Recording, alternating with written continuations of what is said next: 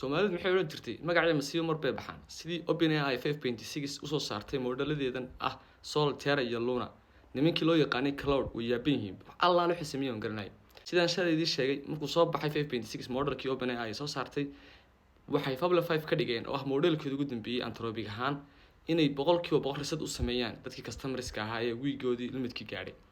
ay dhaarsid bayn siinayna isticmaal ku raaxaysta sababtay tahay OpenAI waa soo saartay 5.6 hadaba pressure-ka ay ku soo abtay OpenAI ayaa waxay yiraahdeen ka hor markii hore qofku wuxuu ahaa inuu half of week isticmaalo dibadna limitation-ka uu gaadho kadib limitation-ka markuu gaadho laba option buu haystay oo ah inuu qofkaasi sidoo uu isticmaalo modelkan ka dhamaaday inuu lacag ku shubto ilaa waqtiga laga gaadhayo resetkiisa loo sameeyo lacagta ku sii isticmaalo ama inuu isticmaalo modelada kale ku jiray Cloud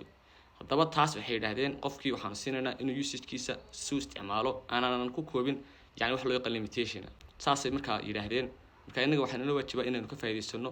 hadba kuwii qiimahooda joogo Cloud iyo nimanka loo yaqaan OpenAI imika tartanka ugu waalideebay ka dhex taagan waxa la dhahaa tartan ba ka taagan imika heerkaas ay marayaan inay waxyaalo badan shirkadu maartay lacag ka jirtay inay dhahan hoos baan dhigayna because of OpenAI